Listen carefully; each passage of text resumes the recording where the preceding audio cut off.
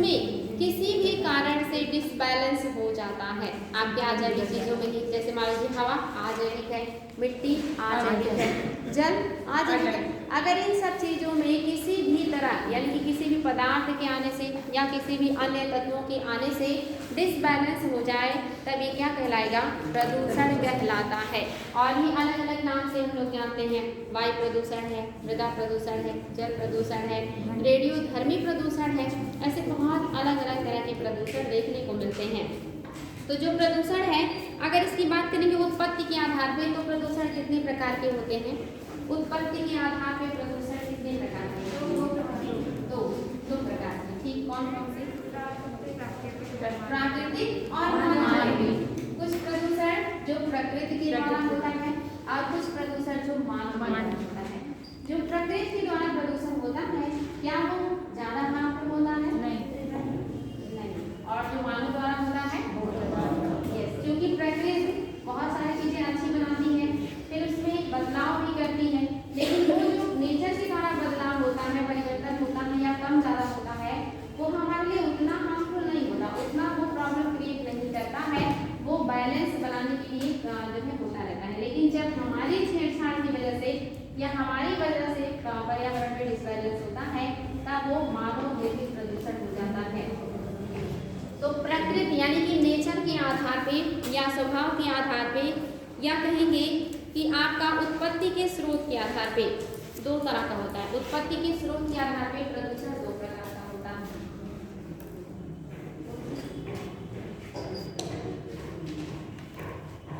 उत्पत्ति के स्रोत के आधार पे प्रदूषण जो है ये दो प्रकार का होगा।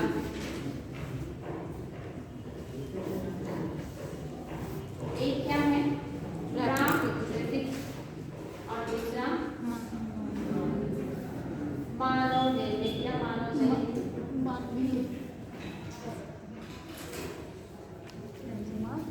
प्रकृति के द्वारा प्रदूषण से क्या तात्पर्य है?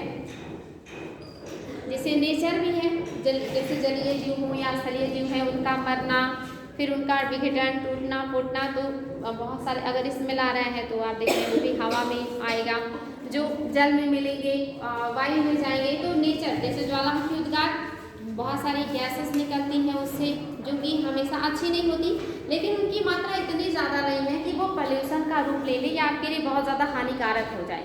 हम जो अलग से इतनी ज़्यादा समस्याएं क्रिएट कर रहे हैं या जो इतना ज़्यादा उत्पादन कर रहे हैं या जो वायु में, जल में, मिट्टी में मिला रहे हैं, उससे समस्या ज़्यादा होता है। क्योंकि नेचर के द्वारा जो चीज़ें बनाई जाती हैं उसमें वो बदलाव करता रहता है और उस बदलाव से थोड़ा बहुत डिस्टर्बेंस होता है। जैसे जंगल में आग लगना स्वतः भी लगता है और हमारी वजह से भी लगता है, तो उससे भी पॉल्यूशन होता है, लेकिन वो पॉल्यूशन उतना नहीं है अगर वो नेचुरल तरीके से सारी प्रोसेस चल रहे हैं। जंगल का आग लगना हो गया, ज्वालामुखी विस्फोट हो गया, जीव जंतु वनस्पतियों का सड़ना गलना, उनका मृत्यु होना, ये सब चीज़ों से ही पॉल्यूशन होता है, लेकिन वो उतना हार्मफुल नहीं है क्योंकि उतना नेचर उसको रिपेयर करने का या बैलेंस करने का पावर रखता है। लेकिन जब हमारे पास, जैसे हम क्या करते हैं, उद्योग धंधे लगाते हैं, नगरीकरण करते हैं और बहुत सारे अनावश्यक विकास करते हैं, अनावश्यक चीज़ों का निर्माण करते हैं, जो हमारे हवा के लिए, मिट्टी के लिए, जल के लिए और अन्य चीज़ों के लिए बहुत ही ज़्यादा हार्मफुल होता है, ये हमारे लिए ज़्यादा नुकसानदेह होता है। इसीलिए उत्पत्ति के आधार पर प्रदूषण दो प्रकार का है, एक प्राकृतिक या नेचुरल और दूसरा है मानव निर्मित। तो इसमें आप सभी को पता है। नेक्स्ट है अवस्था के आधार पर प्रदूषण। अवस्था के आधार पर कितने प्रकार के होंगे? अवस्था के आधार पर, अवस्था के आधार पर प्रदूषण ये 3 प्रकार का होगा। एक जो पहला है ये ठोस कणकीय, यानी कि जो ठोस रूप में होगा। दूसरा तरल या द्रव रूप में, तरल, और तीसरा गैस के रूप में।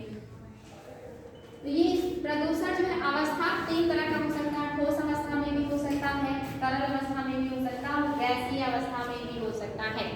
ठोस अवस्था में जो पॉल्यूशन करते हैं उसमें आपके क्या क्या हो जाएगा? जो ठोस अवस्था में आपके एनवायरनमेंट में समस्याएं क्रिएट करते हैं, वो ठोस अवस्था के प्रदूषक कौन कौन हो सकते हैं? क्या होंगे? पार्टिकल, ठीक है, 10 मतलब PM10 या इस तरह से कहते हैं ना। जैसे राख, राख क्या है, ठोस रूप में होता है। इसके अलावा कोयला, धूल की कण, क्योंकि कोयला जलाने से ही राख निकलता है। तो राख हो गया, धूल के कण हो गए, 2 ठोस हो गए, और पारा हो गया, एस्बेस्टस हो गया, सीसा हो गया। ये सब कैसे हैं, ठोस प्रदूषण करने वाले कारक हैं। याद रखिएगा, ठोस में आपके क्या क्या हो जाएगा, धूल कण, एरोसॉल, पारा, सीसा, एस्बेस्टस, धूल कण, एरोसॉल, एरोसॉल का मतलब राख होता है, पारा, सीसा और एस्बेस्टस।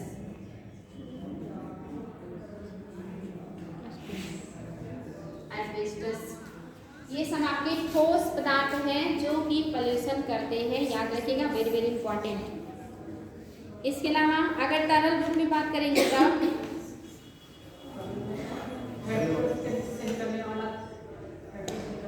पेट्रोल से निकलने वाला कीटनाशक,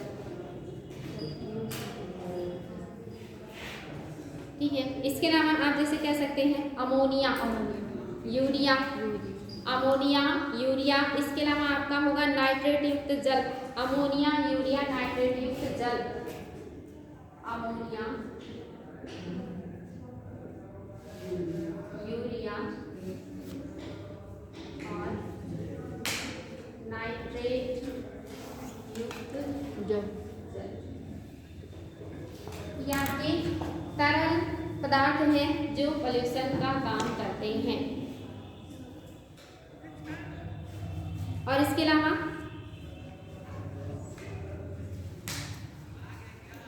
आपने सुना होगा समुद्रों के द्वारा ही ज्यादातर जो तेल का परिवहन है, क्रूड ऑयल का परिवहन है, वो किया जाता है। क्योंकि आपके यहाँ पेट्रोलियम इतना ज़्यादा नहीं होता कि आप अपनी ज़रूरतें पूरा कर सकें। सऊदी अरब, इराक, ईरान, कुवैत, वेनेजुएला, इन सभी देशों से हम तेल का आयात करते हैं। और ये तेल जो है ये जहाज़ों में, शिप्स में भर भर के आते हैं। लेकिन कभी कभी किन्हीं कारणों से इनमें लीकेज हो जाता है, रिसाव हो जाता है। और जब ये रिसाव होता है तो कई मतलब टन के टन, आप जैसे बैरल में मापते हैं तेल को, तो कई बैरल के बैरल जो तेल है वो समुद्रों में निकल जाते हैं, समुद्रों की सतह पे फैल जाते हैं। और ये तेल आप सभी को पता है कि ऑयल क्या होता है, पानी की सतह पे फैला रहता है। और ये अगर पानी में ज़्यादा देर बना रहेगा तो जो जीव है, जलीय जीव, उनको ऑक्सीजन की उपलब्धता में समस्या क्रिएट करता है, जिससे जलीय जीवों की मृत्यु होने लगती है। तो ये भी कैसा हो गया, पॉल्यूशन हो गया, तरल पॉल्यूशन हो गया। यानी कि पेट्रोलियम पदार्थ जिनका रिसाव समुद्रों में होता है, पेट्रोलियम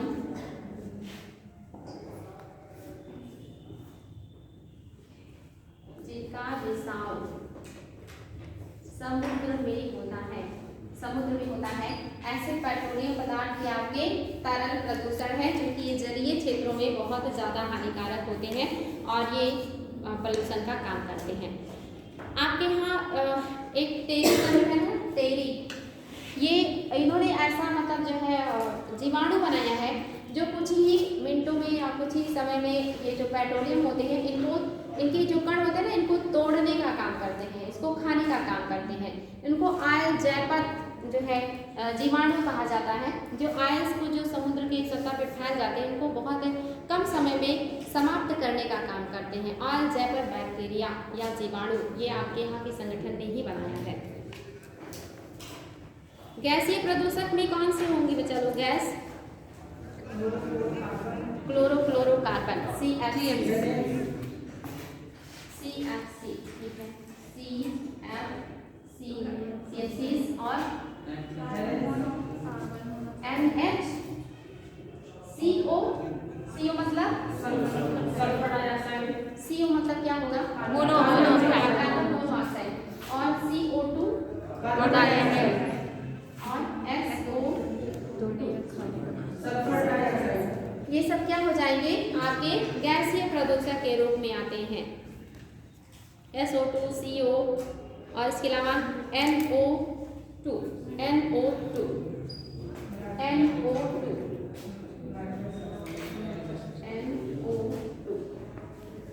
ये सब भी आपके गैसीय रूप में हैं जो कि पॉल्यूशन का काम करते हैं। अब बात करेंगे स्वरूप के आधार पर प्रदूषण। स्वरूप के आधार में, स्वरूप के आधार पर प्रदूषण।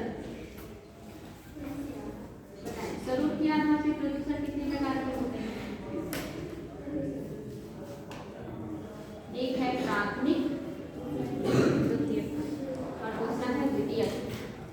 प्राथमिक और द्वितीयक मतलब क्या अंतर है? प्राथमिक प्रदूषण किसे कहेंगे या प्रदूषक किसे कहेंगे और द्वितीयक प्रदूषक किसे कहेंगे, बताएं।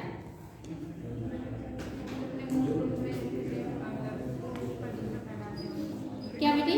जो अपने मूल रूप में रहते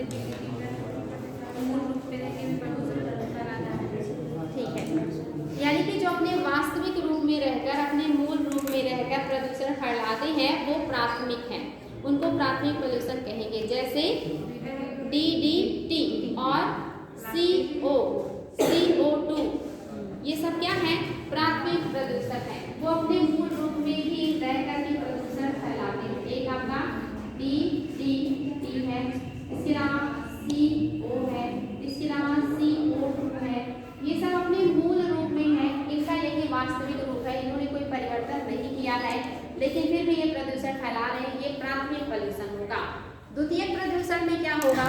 जब ये प्राथमिक प्रदूषण जो है रासायनिक क्रिया की वजह से अपना स्वरूप बदल दे और स्वरूप बदल करके हानिकारक हो जाए आपके लिए, तब वो हो जाएंगे द्वितीयक प्रदूषण।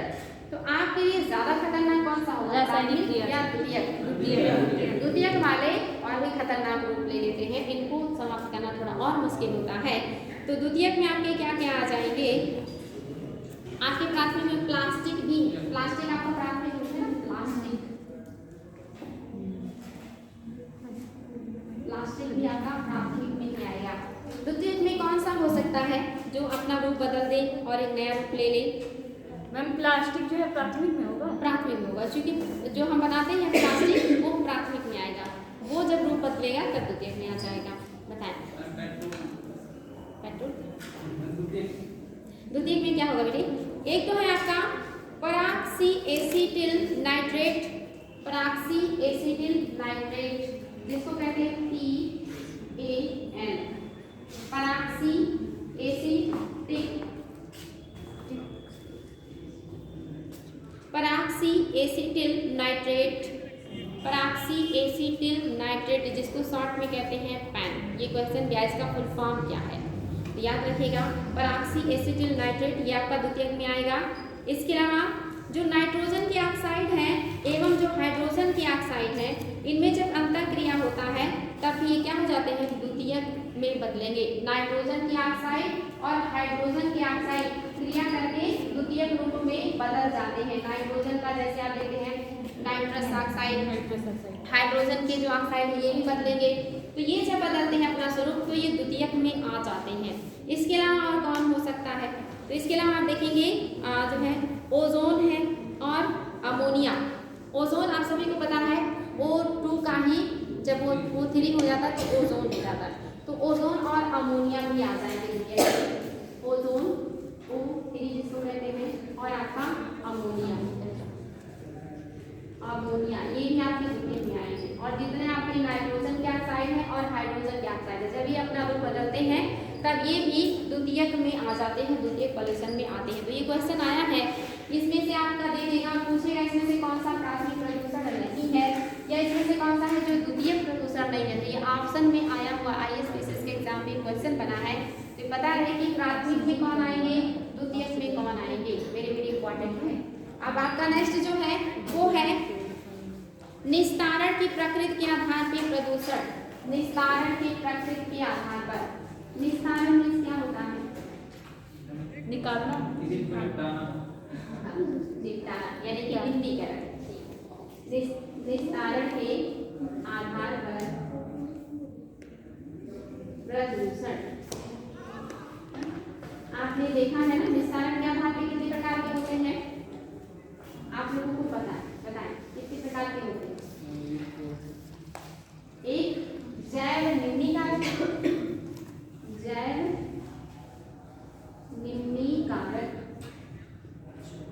और दूसरा अजैव निम्नी कारक।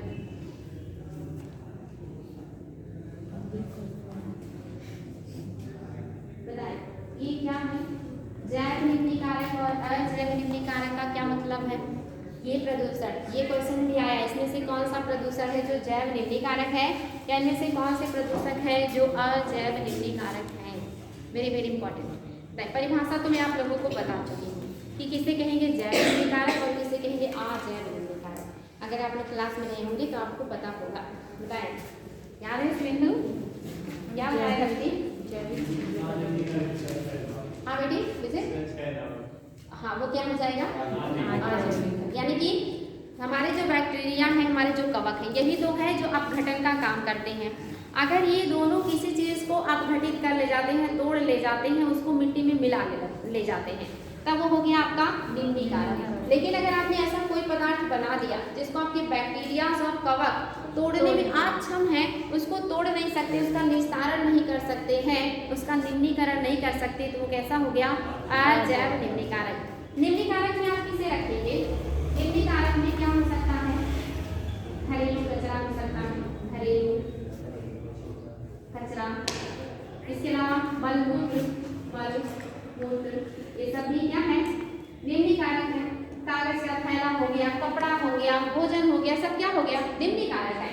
सबको क्या कर सकते हैं? आपके बैक्टीरिया तोड़ सकते हैं। आप कपड़ा हो गया, कागज का थैली हो गया, कागज का थैला या खाने पीने की कोई भी चीज, वो सब क्या करेंगे? लोग तोड़ देंगे। अजैव निम्नी कारक में प्लास्टिक सबसे बढ़िया उदाहरण आपका क्या है? प्लास्टिक है और शीशा है, शीशा है और पारा है और आपका एस्बेस्टस भी है, एस्बेस्टस भी हो जाएगा। इस तरह से बहुत सारे धातु जितने आपके रेडियो एक्टिव पदार्थ हैं, जो रेडियो एक्टिव पदार्थ होते हैं जिसका उपयोग आप ज़्यादातर मोबाइल वगैरह में करते हैं, ये सब कैसे हो जाएंगे? अजैव निम्नी कारक हो जाएंगे। इनको हमारे कवक, हमारे बैक्टीरिया आसानी से तोड़ नहीं पाते, या इनको तोड़ने में इनको सैकड़ों साल लग सकते हैं, उससे भी ज़्यादा। एस्बेस्टस भी एक धातु है बेटी, जैसे पारा एक भारी धातु है, आपका शीशा एक मतलब जो है भारी चीज़ है, पदार्थ है, वैसे एस्बेस्टस भी आपका एक भारी धातु है। आपका डीडीटी भी अजैव निम्नी कारक है, इसीलिए आपका डीडीटी काफी खतरनाक है। अभी आप यहाँ क्या कर दिया है? इसको बैन कर दिया गया है।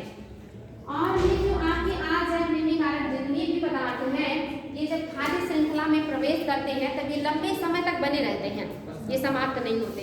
और ये क्या करते हैं? जैव आवर्धन करते हैं, जैव आवर्धन करते हैं। बात समझ में आ रहा है? याद है? जैव आवर्धन बढ़ते जाते हैं। ये जो आपका पारा है, शीशा है, एस्बेस्टस है, प्लास्टिक है, डीडीटी है, अगर आप भोजन, पानी या किसी भी रूप में ग्रहण कर रहे हैं तो बढ़ते ट्रॉपिक लेवल या पोषण स्तर के साथ इनकी मात्रा इंक्रीज होगी, और सबसे लास्ट स्तर पे जो होगा उसके शरीर में इसकी मात्रा सबसे ज्यादा होगी।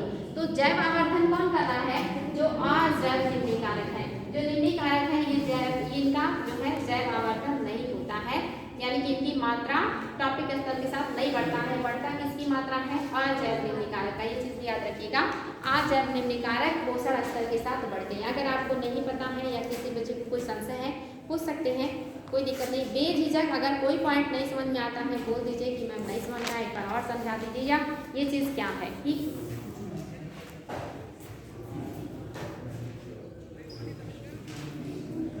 अब बात करेंगे वायु प्रदूषण का।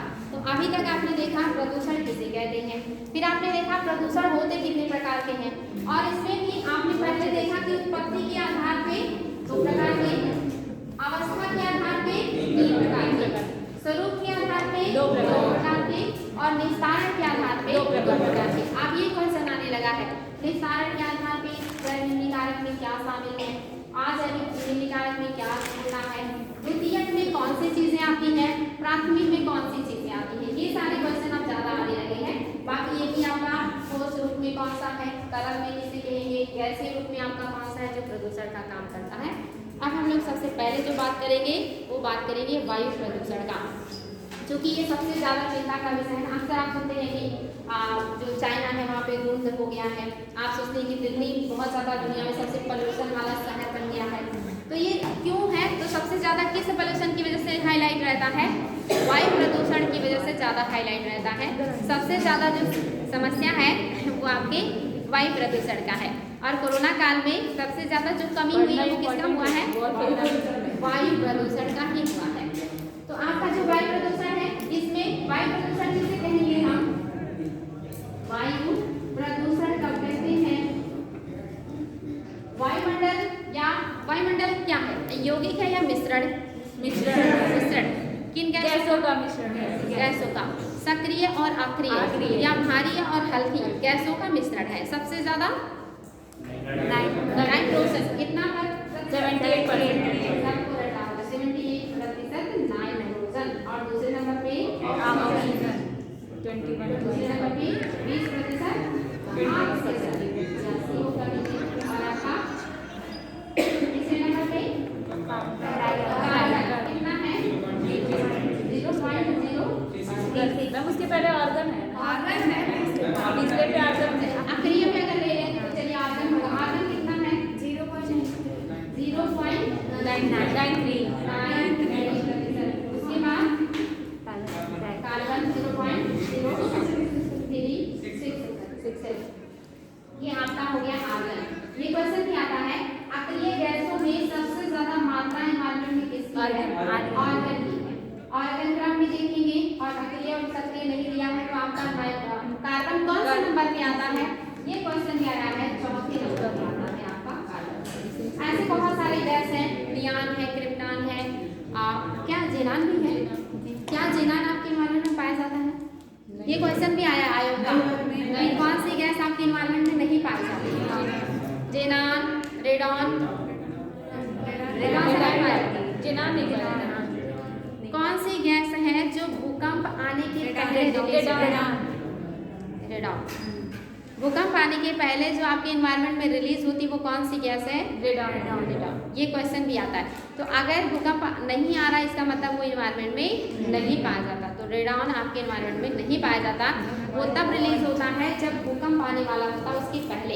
अगर कोई बुद्धिमान व्यक्ति मतलब वैज्ञानिक है तो वो ये चीज़ अगर रीड कर ले कि एनवायरनमेंट में रेडॉन बढ़ रहा है इसका मतलब भूकंप आने वाला है। तो ये क्वेश्चन भी बनता है कि कौन सा नहीं पाया जाता? रेडॉन। और कौन सा भूकंप आने के पहले रिलीज होता है? रेडॉन। तो ये सभी गैसों का एक मिश्रण है आपका वायुमंडल। जब इस मिश्रण में क्या होगा? डिसबैलेंस होगा। किसी भी गैस की मात्रा, जो आपके बहुत सारे हैं, हाइड्रोजन भी है इसमें, आप सभी को पता होगा। इसके अलावा सल्फर और बहुत सारी गैसें पाई जाती हैं जो हमने भी बनाए हैं और कुछ नेचर ने बनाए हैं। नेचर और हमारे बनाए हुए जो गैसेस हैं उनका जो सम्मिश्रण है, जब उसकी मात्रा में डिसबैलेंस होता है, जितना होना चाहिए उससे जब अधिक या कम होगा तो समस्याएं क्रिएट होती हैं। तो इसी को हम कहते हैं वायु प्रदूषण। तो इसमें वायु प्रदूषण में आप देखेंगे, प्राकृतिक प्रदूषण में आप किसे लेंगे? वायु प्रदूषण करने में, क्योंकि सारे प्रदूषण में प्रकृति भी जिम्मेदार है, लेकिन उसके द्वारा हमारे लिए उतनी समस्याएं क्रिएट नहीं होती। तो वायु प्रदूषण में नेचर का कौन कौन से तरीके से नेचर आप बताइए। ज्वालामुखी उद्गार, ठीक है, और प्राकृतिक रूप से आग लग गया। इसके अलावा पौधों के परागकणों और पौधों के जो वाष्पशील कार्बनिक यौगिक हैं ये भी है, ज्वालामुखी आपके विस्फोट है। इसके अलावा आप देखेंगे जैविक पदार्थों के सड़ने से, वनों में आग लगने से। इसके अलावा आप देखेंगे जो समुद्री क्षेत्र है वहाँ से भी इस तरह की चीज़ें होती हैं। ये सब क्या करती हैं? प्राकृतिक रूप से हैं, जो कि आपको हानिकारक, आपके लिए हानिकारक है लेकिन ज़्यादा हानिकारक नहीं है। अब बात करेंगे मानव जनित प्रदूषण। मानव द्वारा जो प्रदूषण है, जो वायुमंडल में समस्याएं क्रिएट कर रहा है, कौन कौन सी गतिविधियां हैं मानव की जिससे वायु प्रदूषण होता है? सबसे पहले औद्योगिकरण और नगरीकरण और परिवहन। सबसे बड़े जो योगदान दे रहे हैं उसमें 3 है। एक औद्योगिकरण यानी फैक्ट्रीज वगैरह बनाना, दूसरा नगरीकरण यानी कि शहर बनाना, और तीसरा परिवहन। इन तीनों चीज़ों से सबसे ज़्यादा जो है एनवायरनमेंट को या वायुमंडल को आपके जो है नुकसान पहुंचता है। इन्हीं तीनों चीज़ों से सबसे ज़्यादा हवा में पॉल्यूशन होता है जो कि मानव निर्मित होते हैं। तो ये चीज़ याद रखेंगे। हाँ, प्राथमिक प्रदूषण में आपका क्लियर है कौन कौन से हैं? आपका CO है, NO है, SO2 है और NO2 है, ये सभी क्या है प्राथमिक में है। लेकिन जब इनका रूप बदलेगा, जैसे SO3 इसको क्या कहेंगे हाइड्रोजन साइनाइड। SO3 को क्या कहेंगे, SO2 को क्या कहते हैं, सल्फर डाइऑक्साइड। सल्फ्यूरिक एसिड है मैम SO2 सल्फर डाइऑक्साइड कहते हैं, सल्फर डाइऑक्साइड। और SO3 सल्फ्यूरिक एसिड। डाई क्या है, तो ये प्राथमिक है, ट्राई क्या है, द्वितीयक है, ठीक है। और इसके बाद अगर NO2 है तब NO2 है, इसको क्या कहेंगे, नाइट्रोजन डाइऑक्साइड कहेंगे। और अगर आपका HNO3 है तब hydrogen cyanide. HNO3 hydrogen cyanide.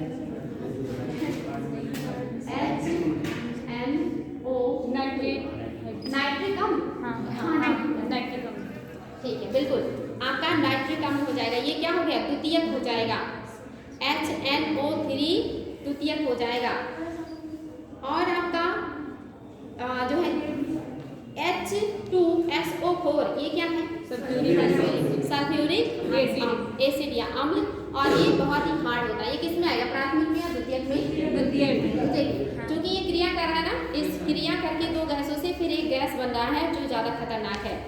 H2SO4 ये क्या हो गया, सल्फ्यूरिक अम्ल, ये बहुत ही खतरनाक है और ये भी द्वितीयक में आएगा। इसके अलावा H2 और O2 ये क्या होगा, H2O2 hydrogen peroxide, hydrogen peroxide ये भी क्या हो गया, द्वितीयक हो गया। H2 और क्या बोला मैंने, O2 ये क्या हो गया, हाइड्रोजन पेरोक्साइड। ये भी देखिए दो गैस मिल रहे हैं ना, मैंने अभी बताया था नाइट्रोजन की ऑक्साइड, हाइड्रोजन की ऑक्साइड जब क्रिया करके नया रूप लेते हैं, या सल्फर का ऑक्साइड जब क्रिया करेगा नया रूप लेगा तब वो द्वितीयक में आ जाएगा, चाहे नाइट्रोजन का हो, चाहे सल्फर का हो, चाहे हाइड्रोजन का हो। ये जब क्रिया करके दूसरा रूप लेते हैं, अपने मूल रूप को बदल देते हैं, तब ये आपके द्वितीयक में आ जाते हैं। तो आपका जब पूछेगा ना इसमें से कौन सा द्वितीयक नहीं है, तो इस तरह से दिया रहेगा H2O2 HNO3 SO3, फिर उसमें SO2 या NO2 या CO2 इस तरह से दे देगा। और आपसे पूछेगा इसमें से कौन सा एक है जो द्वितीयक नहीं है, या फिर प्राथमिक के उदाहरण दे देगा और पूछेगा इसमें से कौन सा है जो प्राथमिक नहीं है। तो ये भी पता होना चाहिए प्राथमिक में क्या क्या है। प्राथमिक में अगर नहीं नोट है तब तो लिख लीजिए, आपका O2 है यानी कि कार्बन मोनोऑक्साइड है। इसके अलावा NO है,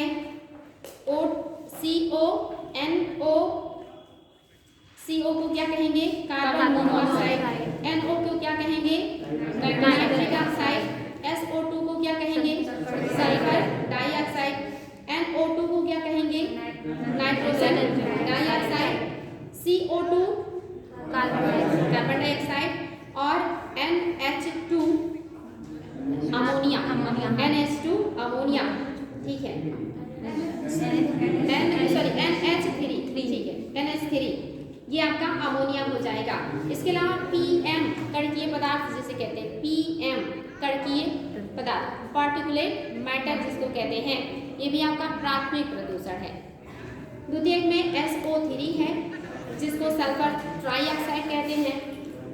HNO3 है जिसको नाइट्रिक अम्ल कहते हैं। H2SO4 है जिसको सल्फ्यूरिक अम्ल कहते हैं। H2O2 है जिसको हाइड्रोजन पेरोक्साइड कहते हैं। और O3 है जिसको ओजोन कहते हैं। ये आपके द्वितीयक में आ जाएंगे। आप हेडिंग कर लीजिएगा बच्चों।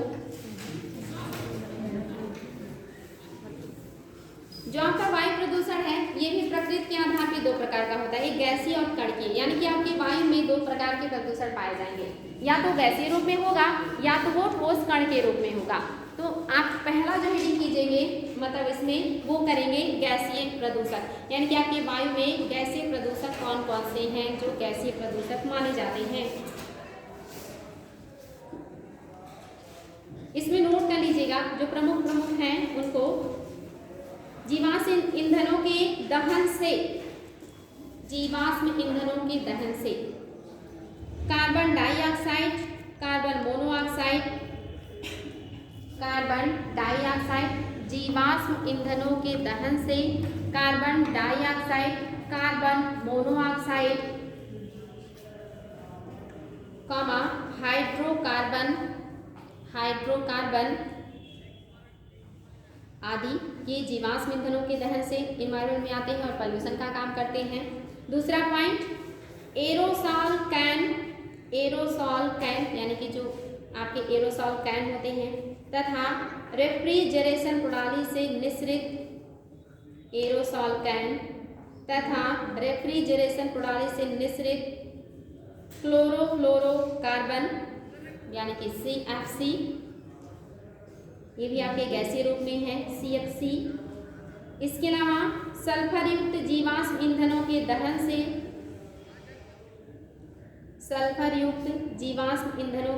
से जिसमें SO2 और SO3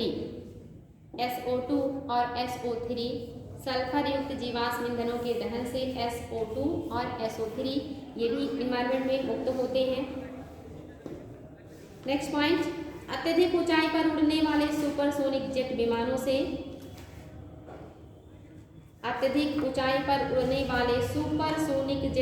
से एवं रासायनिक उर्वरकों से निःसृत नाइट्रोजन के यौगिक सुपरसोनिक विमानों से एवं रासायनिक उर्वरकों से निःसृत नाइट्रोजन के यौगिक इसमें कौन कौन से हैं? Nitrous oxide N2O,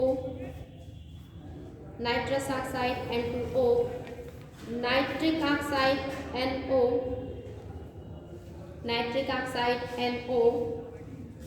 nitrogen dioxide और नाइट्रोजन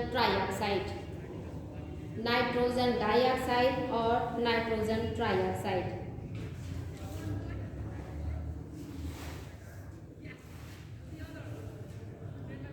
सूती वस्त्रों की ब्लीचिंग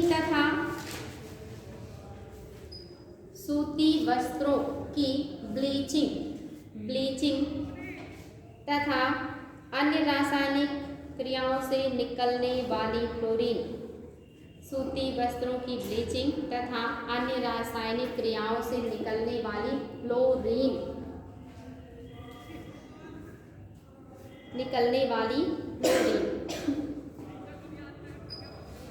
ये सारे आपके गैसीय प्रदूषण है। अगर कहीं छूट गया है तो बोल दीजिए, रिपीट कर देंगे। ये सब आपके कैसे प्रदूषण है? गैसीय प्रदूषण है, जो इन्वायरमेंट में वायु में मिश्रित होते हैं तो हमारे यहाँ समस्याएं क्रिएट करते हैं। लेकिन एक दूसरा स्वरूप भी है जिसे कणकीय रूप कहते हैं और ये भी इन्वायरमेंट में समस्याएं क्रिएट करता है। हेडिंग कर लीजिएगा, कणकीय प्रदूषक।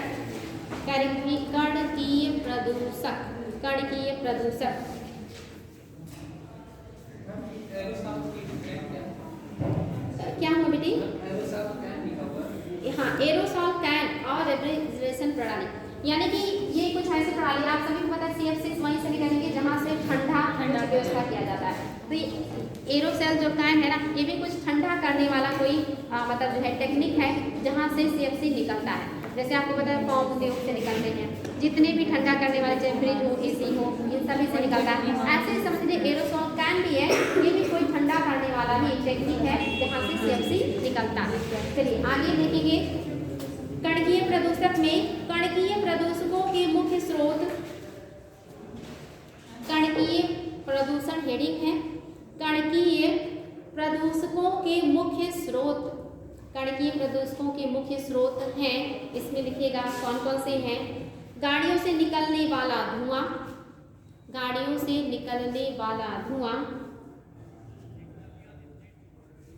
ताप संयंत्र में जानते हैं किसे कहेंगे? उत्पादन करेंगे, लेकिन किससे? जल से या कोयले से? कोयले से। जो कोयले से उत्पादन करते हैं उसको ताप संयंत्र कहते हैं। ठीक है, तो आपका हो गया, पहला है गाड़ियों से निकलने वाला धुआं, ताप संयंत्र, तेल शोधन कारखाना, निर्माण कार्य आदि, निर्माण कार्य आदि। इन प्रदूषकों के कारण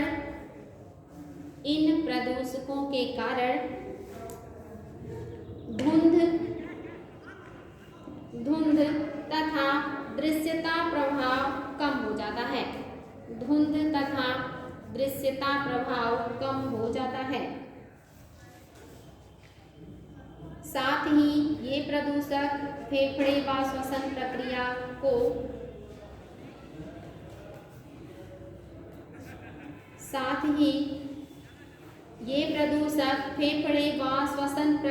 को भी दुष्प्रभावित करते हैं। साथ ही ये प्रदूषक श्वसन प्रक्रिया यानी कि फेफड़े व श्वसन प्रक्रिया को भी दुष्प्रभावित करते हैं। फ्लाई ऐश और अन्य धातु कण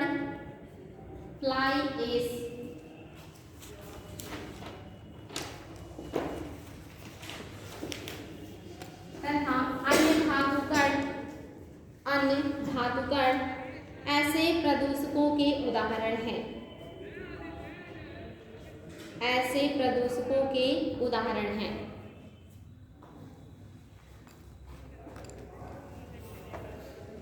यानी कि वायु प्रदूषण में आप देख रहे हैं दो प्रकार के होते हैं, एक गैसीय रूप में और दूसरा ठोस रूप में। ठोस रूप में क्या क्या है? धुआं है, इसके अलावा आपका गैस है और गैस करें जो आप एरोसॉल मतलब राख, और इसके अलावा आपके जो अन्य धातु के कण हैं ये सारे ठोस रूप में होते हैं। एरोसॉल या जिसको राख कहते हैं ये अपने आप में बहुत ही खतरनाक है पॉल्यूशन के रूप में, बिकॉज ये कई चीज़ें करता है। एक तो जब ये आपकी श्वास नली में जाता है या फेफड़े में जाता है तो श्वास संबंधी इससे बीमारियां होती हैं। दूसरा जो एरोसॉल है ये क्या करता है, वो होने के साथ मिलेगा तो दृश्यता को भी प्रभावित करेगा। इसके अलावा एरोसॉल जो होते हैं ये सूर्य से जो किरणें आती हैं धरती पर उसको रिफ्लेक्ट भी कर देते हैं, परावर्तित भी करते हैं, क्योंकि ये ठोस कण हैं और इनसे जब किरणें टकराती हैं तो ये रिफ्लेक्ट कर देता है, यानी कि पृथ्वी का एल्बिडो भी बढ़ाता है। तो ये प्रदूषण के साथ साथ एल्बिडो भी बढ़ाते हैं जो आपके ठोस कण होते हैं हवा में। तो ये आपके ठोस कण भी प्रदूषण का काम कर रहे हैं जिनसे बीमारियां होती हैं। साथ ही गैसीय रूप में भी बहुत सारे गैसेस हैं जो कि प्रदूषण का काम करते हैं।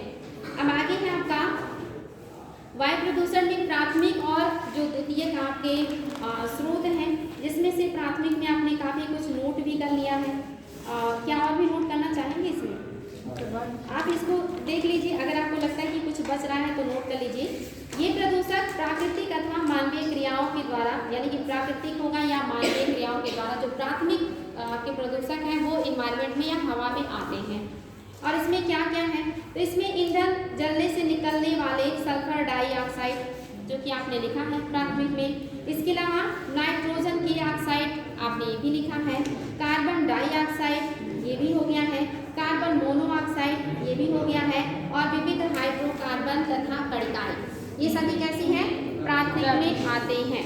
जो आपका मोनोऑक्साइड है, कार्बन मोनोऑक्साइड ये कैसे निकलता है बताएं? एक प्रदूषण है, वायु प्रदूषण में एक कारक है, लेकिन कार्बन मोनोऑक्साइड कोयले से और पेट्रोलियम से, ईंधनों का जब अपूर्ण दहन होता है, यानी कि पूर्ण दहन अगर हो तो कार्बन मोनोऑक्साइड नहीं निकलता है। जीवाश्म ईंधनों के अपूर्ण दहन से कार्बन मोनोऑक्साइड निकलता है। ये अगर पूर्ण दहन हो जाए तो कार्बन मोनोऑक्साइड नहीं निकलेगा, ठीक है। और आपका द्वितीय प्रदूषण में, जिसमें भी आपने काफी कुछ नोट किया है, इसको भी आप देख लीजिए। सूर्य के विद्युत चुंबकीय विकिरणों के प्रभाव के अधीन प्राथमिक प्रदूषकों तथा सामान्य वायुमंडलीय यौगिकों के बीच रासायनिक अभिक्रियाओं के परिणाम स्वरूप द्वितीय प्रदूषण का निर्माण होता है। यानी कि जो आपका सूर्य है वो भी द्वितीय जो है प्रदूषण बनने में मदद करता है। इसके अलावा रासायनिक क्रियाएं, जब दो गैसों के बीच रासायनिक क्रियाएं होंगी, आपको पता है जो O3 है या ओजोन आपका जो बनता है, इसके लिए परावैज्ञानिक किरणें ही जिम्मेदार होती है, ठीक है। तो इसको बनने में नेचर मदद कर रहा है। O3 आप नहीं बना सकते, इसको प्रकृति ही बनाती है। तो दूसरा मतलब द्वितीयक प्रदूषण में है O3, यानी कि इसमें नेचर भी योगदान दे रहा है और मानव के द्वारा जो रासायनिक क्रियाएं होती हैं इसकी वजह से भी द्वितीयक प्रदूषण बनते हैं। द्वितीयक प्रदूषण में आप सभी को पता है जो आपके प्राथमिक प्रदूषण है यानी कि सल्फर डाइऑक्साइड, ये वायुमंडल की ऑक्सीजन के साथ अपक्रिया करके सल्फर ट्राइऑक्साइड बना देते हैं, यानी कि SO2 है तो O में एक और जुड़ गया, ये क्या हो गया, ट्राइऑक्साइड हो गया। इसने किसके साथ क्रिया किया है, ऑक्सीजन के साथ क्रिया किया। इसके बाद एक द्वितीयक प्रदूषण हो गया। और सल्फर जो ट्राइऑक्साइड है ये जब जलवाष्प से मिलकर एक और द्वितीयक प्रदूषण बनाता है, इसको कहते हैं सल्फ्यूरिक अम्ल। जब आपका सल्फर ट्राइऑक्साइड जलवाष्प के साथ क्रिया करेगा तब क्या बनाएगा, सल्फ्यूरिक अम्ल बनाएगा। ये क्या है इसका, H2SO4। नेक्स्ट है आपका अम्ल, जो कि ये क्या है, अम्ल वर्षा के लिए जिम्मेदार होते हैं। इसके अलावा NO2 के दो अन्य द्वितीयक प्रदूषक हैं, एक आपका पराक्सी एसीटिल नाइट्रेट है जिसको PAN कहते हैं, तथा नाइट्रिक अम्ल HNO3, ये आपके जो है नाइट्रोजन के हैं। नेक्स्ट है आपका धूम कोहरा जिसको स्मॉग कहते हैं, ये धुएं और कोहरे के मिश्रण से बनता है। ये क्वेश्चन आया है, धूम कोहरा क्या कहते हैं, धूम कोहरा किसके मिश्रण से बना है,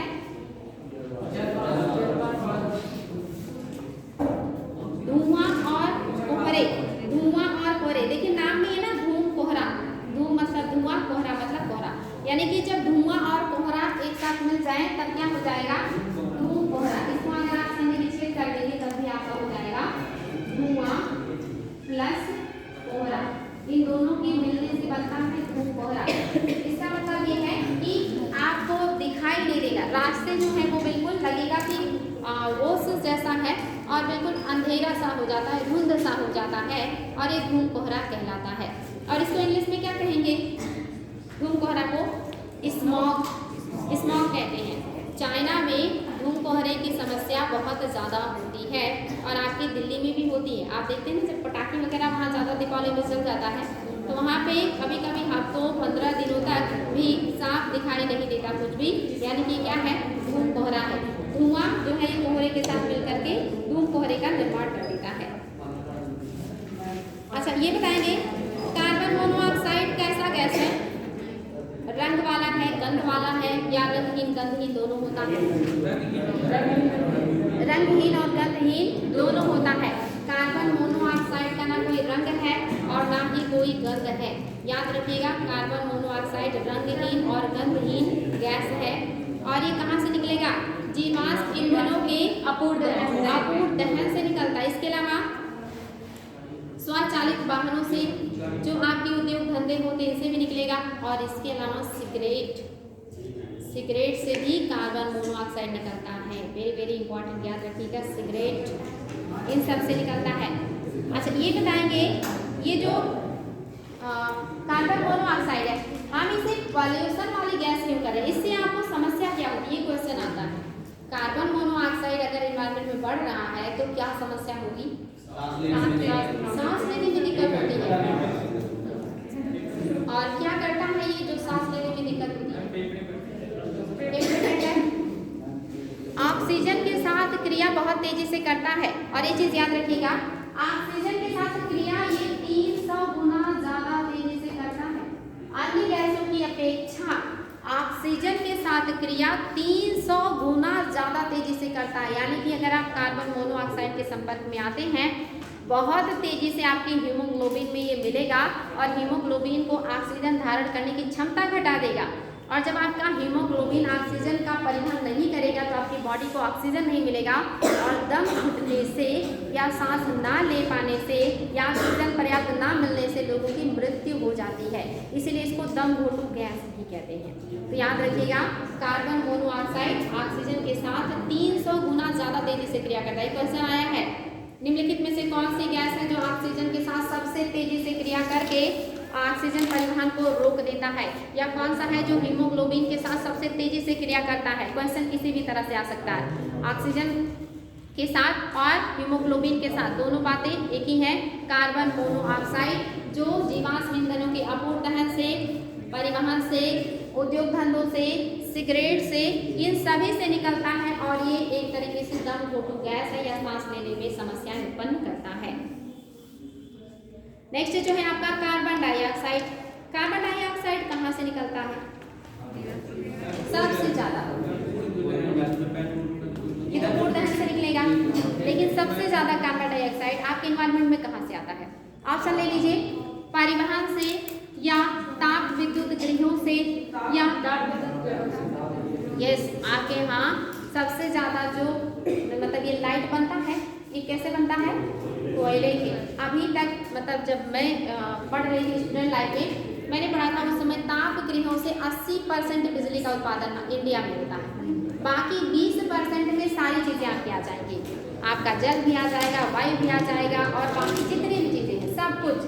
लेकिन 80% ऊर्जा कोयले से उत्पादन होता है। और देख रहे हैं लाइट हर जगह पूरी इंडिया में है और फैक्ट्रीज वगैरह में तो बहुत ज़्यादा लाइट की खपत है। जहाँ भी ताप विद्युत गृह रहते हैं वहाँ पे ट्रेन से कोयले की ढुलाई होती है, वहाँ ट्रक और ये सब चीज़ें उसकी आपूर्ति नहीं कर पाते, ट्रेन कोयले जाते हैं और कुछ ही घंटों में वो समाप्त हो जाते हैं। इतना ज़्यादा उसमें कोयला लगता है विद्युत उत्पादन में। तो ये समझिए, अगर आप लाइट कम जला रहे हैं तो आप कोयला कम जलाने में मदद कर रहे हैं। तो सबसे ज़्यादा जो आपके यहाँ कार्बन डाइऑक्साइड निकलता है वो ऊर्जा उत्पादन में जो है निकलता है, ऊर्जा उत्पादन की वजह से निकलता है। और दूसरा परिवहन, जितने भी आपके गाड़ियाँ हैं छोटे से बड़ी, सब डीजल पेट्रोल किसी न किसी जीवाश्म ईंधन से चलती हैं और ये बहुत ज़्यादा कार्बन निकालते हैं। तो दूसरा काम क्या हो गया? परिवहन। अच्छा ये बताएं, अगर ये जो निकाल रहे हैं इनको अगर आप कंट्रोल करना चाहें कार्बन को, तो कौन से 2 तरीके अपनाए जा सकते हैं जो सबसे बड़े और महत्वपूर्ण हो सकते हैं? पेड़ लगाना, बहुत सही। कार्बन सिंक बनाएंगे जो ज़्यादा से ज़्यादा कार्बन एब्जॉर्ब करेंगे। और दूसरा कदम क्या उठा सकते हैं जिससे कि कार्बन का एनवायरनमेंट में नवीकरणीय ऊर्जा, यानी कि जीवाश्म ईंधनों का कम उपयोग करेंगे। सौर ऊर्जा, पवन ऊर्जा, जल ऊर्जा, जितने भी प्राकृतिक चीज़ें हैं उनका ज़्यादा उपयोग। अगर हम ये 2 कदम बड़े पैमाने पर उठा लें तो भी कार्बन काफ़ी हद तक कंट्रोल हो सकता है। तो बताएंगे बच्चों, कार्बन डाइऑक्साइड कैसा गैस है? प्राथमिक है और साथ ही इसको ग्रीन हाउस गैस भी कहते हैं ना। ग्रीन हाउस गैस का क्या मतलब है?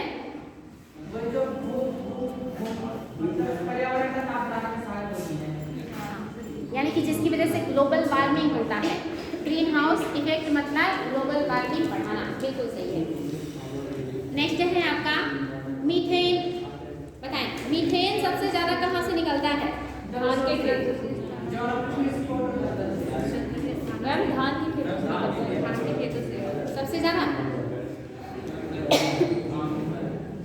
सबसे ज़्यादा मीथेन आर्द्र भूमियों से निकलता है, दलदली क्षेत्र, जितने भी दलदली क्षेत्र हैं और जहाँ पे जीवों और वनस्पतियाँ सड़ती हैं वहीं में मीथेन बनता है। और आर्द्र भूमियों में सबसे ज़्यादा ऐसी क्रियाएं होती हैं तो वहाँ से निकलेगा। दूसरे नंबर पे धान के खेत। क्या ये ज्वालामुखी नहीं बेटे, ज्वालामुखी से इतना नहीं निकलता। किंडवन जानते हैं? किंडवन क्या होता है?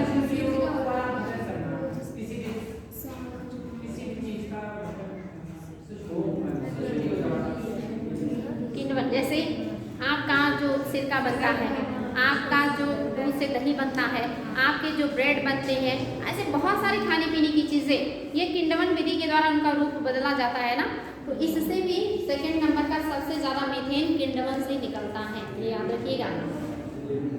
और इसके अलावा इसी के लगभग बराबर जितने भी आपके प्राकृतिक गैस और तेल और कोल खनन, जहाँ से आप प्राकृतिक गैस निकालते हैं, जहाँ से आप पेट्रोलियम निकालते हैं, जहाँ से आप कोयला निकालते हैं, दूसरे नंबर पे आपका 17% में किंडवन और ये आ जाएंगे।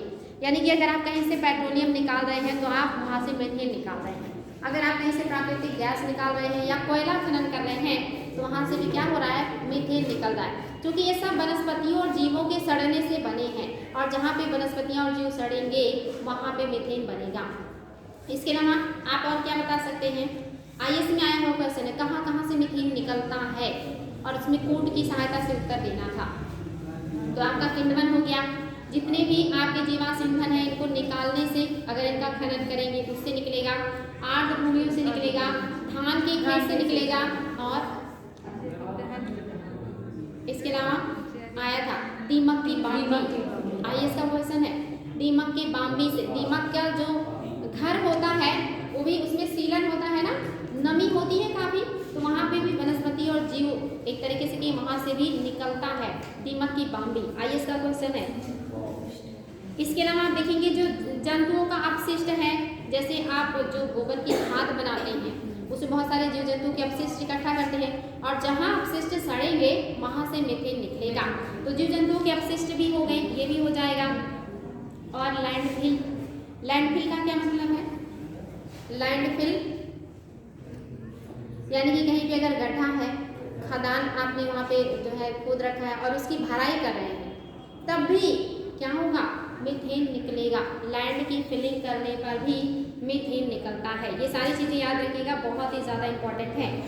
और अगर आप धान की या जितने भी जैविक पदार्थों के बचे हुए पार्ट्स होते हैं उनको जला रहे हैं, तब IAS का क्वेश्चन है, निकलेगा। आप धान के पुआल जला रहे हैं, आप अन्य चीज़ों का अगर जला, मतलब जितने भी जैविक पदार्थ हैं अगर आप उनको जला रहे हैं, क्योंकि उसमें नमी है और जैविक पदार्थों के सड़ने, गलने, नष्ट होने से ही मीथेन निकलता है, तो वहाँ से भी निकलेगा। तो याद रखिएगा, बहुत सारे पॉइंट्स हो गए।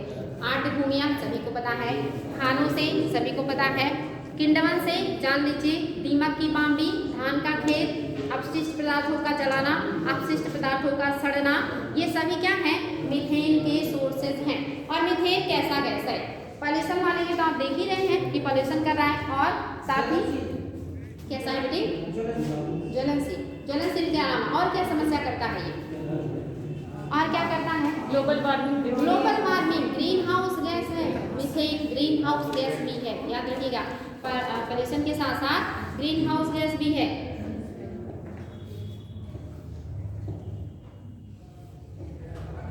आगे है आपका क्लोरोफ्लोरोकार्बन, CFC जिसको कहते हैं।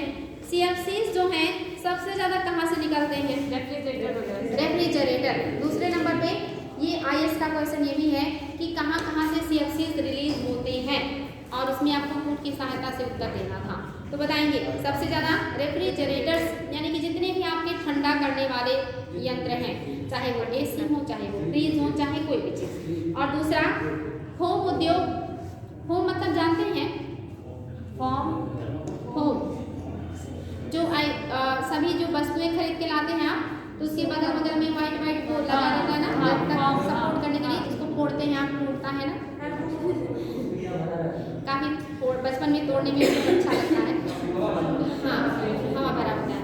होम उद्योगों से भी सबसे सेकंड नंबर का सबसे ज़्यादा CFC निकलता है। इसके अलावा एरोसॉल, दूसरे नंबर पे एरोसॉल भी है। एरोसॉल यानी कि जितने भी राख होते हैं वहाँ से भी आपके CFC निकलते हैं। इसके अलावा आप देखेंगे सॉल्वेंट, इसको देखना पड़ेगा सॉल्वेंट क्या चीज़ है। ये भी 16% का योगदान देता है। और आपका जो CFC है ये कैसा गैस है? प्रदूषणकारी तो देख ही रहे हैं, साथ ही मैम ये भी ग्रीन हाउस इफेक्ट सबसे ज़्यादा योगदान देता है, सबसे ज़्यादा योगदान देता है। और इसके अधिक होने से क्या दिक्कत होती है? पराबैंगनी किरणें धरती पर सीधी पड़ने लगेंगी, क्योंकि CFC ओजोन लेयर को तोड़ देता है। और अगर पराबैंगनी किरणें धरती पर आएंगी तो कैंसर बहुत ज़्यादा होगा लोगों को, बिल्कुल त्वचा का कैंसर बहुत ज़्यादा होगा।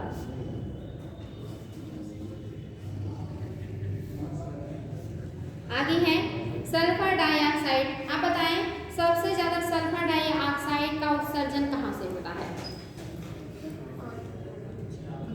उद्योगों से, बिल्कुल सबसे ज़्यादा सल्फर डाई का उत्सर्जन उद्योगों से होता है।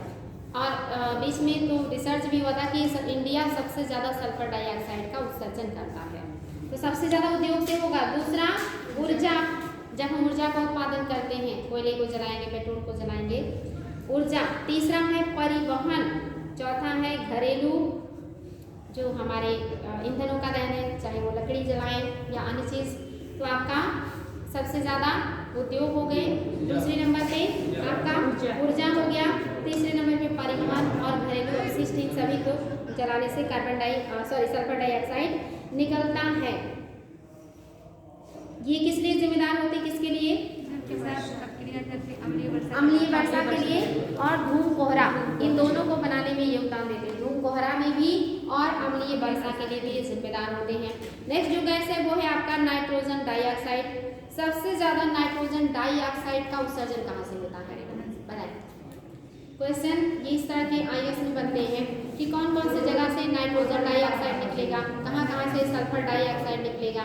तो सबसे ज्यादा ईंधनों का दहन, जितने भी आपके ईंधन का दहन होता है सभी जगह से निकलता है आपका नाइट्रोजन डाइऑक्साइड, बिल्कुल सही है।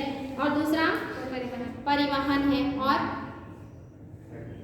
परिवहन के अलावा उद्योग है और अन्य क्षेत्र, उद्योग और अन्य क्षेत्र, यहाँ से सबसे ज़्यादा आपका निकलता है नाइट्रोजन डाइऑक्साइड।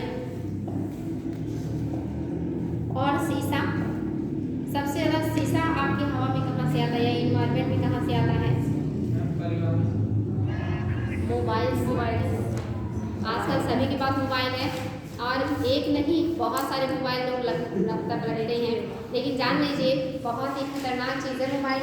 ये अजैव निम्नीकारक, इसमें सारी चीज़ें हैं, इसमें जितनी भी चीज़ें लगी रहती हैं लोहे को छोड़ के, बाकी सब क्या है? अजैव निम्नीकारक है। बहुत ही बड़ी समस्या है आज की मोबाइल्स, तो इसको अपने पास हम रखें। और इसके बिना आज किसी का जीवन संभव ही नहीं रह गया है। किताब छूट जाए चलेगा, पेन छूट जाए चलेगा, लेकिन मोबाइल नहीं छूटना चाहिए, नहीं चलेगा। सारी रिश्तेदारी, सारे लगाव, सारे जो जरूरतें हैं वो मोबाइल हो गया है। कोई इतना रिश्ता आजकल अहम नहीं है जितना कि मोबाइल, क्योंकि उसी से रिश्ते हैं। तो आपका मोबाइल जो है ये सबसे ज़्यादा सीसा इसकी वजह से उत्पादन होता है, प्रदूषण कारक है मोबाइल। और दूसरा उद्योग, तीसरा ईंधन दहन। मोबाइल, उद्योग और ईंधन दहन ये सबसे ज़्यादा शीशे को उत्पन्न करते हैं। और शीशे से समस्या क्या होता है? नर्वस सिस्टम की समस्या, जो आजकल लोगों का नर्वस सिस्टम से संबंधित बीमारी है, तंत्रिका तंत्र संबंधी जो समस्याएं हो रही हैं वो शीशे की वजह से हो रही है।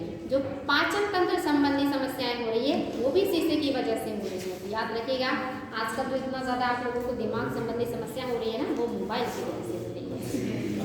तंत्रिका तंत्र और पाचन तंत्र, इसके अलावा कैंसर कारक भी है ये, चूँकि अजैव निम्नीकारक है, और अजैव निम्नीकारक होगा तो आपकी कोशिकाओं को डैमेज करेगा, और कैंसर में कोशिकाएं ही तो डैमेज होती हैं, तो ये क्या है? कैंसर कारक है।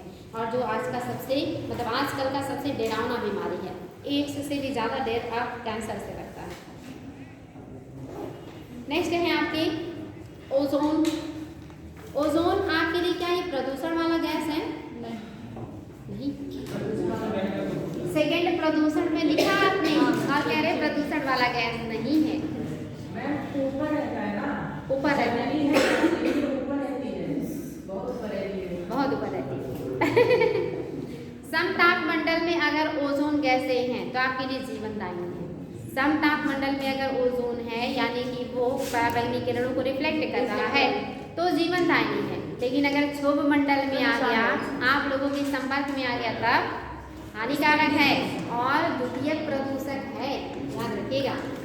तो ऐसा नहीं कि वो वहीं पे रहेगा, नीचे भी आ जाता है आप लोगों की गतिविधियों की वजह से। तो अगर नीचे आएगा तो समस्या उत्पन्न करेगा।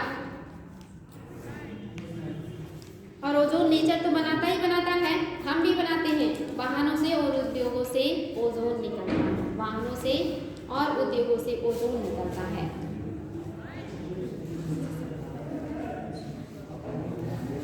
आजकल जो बहुत ज़्यादा चिंता का विषय है उसमें से एक है निलंबित कणकीय पदार्थ, सस्पेंडेड पार्टिकुलेट मैटर, जो आकार में 0.01 pm से आपका 2 6:00 PM तक होते हैं। तो आपको बताना है कि निलंबित कणकीय पदार्थ ये क्या है। निलंबित कणकीय पदार्थ जो है ये क्या है,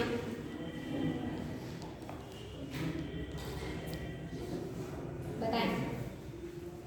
निलंबित कणकीय पदार्थ यानी कि ऐसे छोटे छोटे ठोस जो है पदार्थ जो उद्योगों से, परिवहन से, जीवाश्म ईंधनों के दहन से या अन्य किसी भी गतिविधि से इन्वायरमेंट में भी आ जाते हैं और जिनका आकार बहुत छोटा होता है। PM जो है 2.5 से लेकर के PM10 तक भी होता है। ये दिखाई नहीं देते, ये आपको खुली आंखों से या मतलब कि बिना सूक्ष्मदर्शी के दिखाई नहीं देंगे। आपकी हवा में भी होंगे बड़े पैमाने पे, लेकिन ये आपको दिखाई नहीं देते हैं।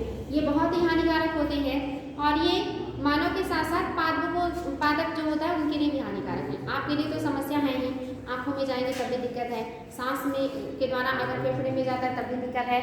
लेकिन अगर ये पौधों की पत्तियों पर और अन्य चीज़ों पर पड़ गए तो ये प्रकाश संश्लेषण को बाधित करते हैं और अगर ये प्रकाश संश्लेषण नहीं होने देंगे तो पौधे भोजन नहीं बना पाएंगे और अगर भोजन नहीं बनेगा तो प्लांट्स का जीवन भी संकट में आएगा और साथ ही उन पर निर्भर जीवों का भी। तो आपके जो पार्टिकुलेट जो सस्पेंडेड पार्टिकुलेट मैटर हैं ये काफ़ी हानिकारक हैं। ये सीमेंट के उद्योग से, सड़क परिवहन से, घरेलू जो अपशिष्ट हैं इनसे सबसे ज़्यादा निकलते हैं। जैसे चूल्हे में जो लोग लकड़ियाँ लगाते हैं, अलाव तापते हैं, या गांव में ऐसे भी जानवरों के पास धुआं करते हैं लोग मच्छर मक्खी को भगाने के लिए, ये सबके घर पे होता है। ठंडी हो या गर्मी, आपको गांव में ये देखेंगे कि या तो वो अगर खाना लकड़ियों पे बनाना कम कर दिए हैं तो अलाव जो लकड़ियों से ही तापेंगे, या जानवरों के पास वो धुआं जरूर करते हैं, चाहे ठंडी हो गर्मी हो बरसात हो, धुआं तो जरूर ही करते हैं। तो सबसे ज़्यादा जो आपके पार्टिकुलर मैटर हैं ये आपके घरेलू जो ग्रामीण क्षेत्र हैं इनके उससे आता है। साथ ही अगर हम फसलों को जला रहे हैं, यानी कि फसल में इसकी गेहूँ कटने के बाद, धान कटने के बाद हर जगह कल्चर है कि बचे हुए पदार्थों को जला देना है। ये भी आपके एरोसॉल के साथ साथ पार्टिकुलेट मैटर। एरोसॉल बड़ा कण है जो सूर्य के प्रकाश को रिफ्लेक्ट कर सकता है, सांस में के द्वारा फेफड़े में जाएगा, लेकिन ये कण इतने छोटे हैं ना जो दिखाई नहीं देते हैं। अभी इनके बारे में और विस्तार से पढ़ेंगे। अभी तो हम देख रहे हैं कि प्रदूषण में क्या क्या शामिल है, कहाँ से निकलता है और क्या क्या समस्याएं क्रिएट करता है। आगे आपको और भी विस्तार से पढ़ाएंगे, तब देखेंगे कि ब्लू मतलब जो है ब्लैक कार्बन क्या है, ब्राउन कार्बन क्या है, ये सारी चीज़ें अभी तो शुरुआत है। तो ये आपको कंफर्म हो गया, इतनी आपने पढ़े आज प्रदूषण में। काफ़ी ये टिपिकल टॉपिक है लेकिन बहुत महत्वपूर्ण है, क्वेश्चन यहाँ से हो सकता है। प्रदूषण किसे कहते हैं, उत्पत्ति कैसे हुई है, स्वरूप कैसा है और बाकी सारी चीज़ें जो आपने देखी हैं। फिर आज आपने देखा वायु प्रदूषण। वायु प्रदूषण में भी प्राथमिक और द्वितीयक देखा आपने, गैसीय और ठोस रूप में देखा, उत्पादन कहाँ से होता है। क्योंकि ये सारे फैक्ट हैं इसलिए इसमें बहुत ज़्यादा समझा नहीं मिल रहा है और ये फैक्ट्स अगर नहीं नोट करेंगे तो रिविज़न नहीं कर पाएंगे और फिर भूल जाएगा, फिर तो आज पढ़ाने का कोई मतलब नहीं होगा। इसलिए मैं ये मेन चीज़ें आपको नोट करा दी। कल हम इन लोगों को बारी बारी से देखेंगे कि एरोसॉल क्या है, फ्लाई एश क्या है और क्या समस्याएं हैं, ये सारी चीज़ें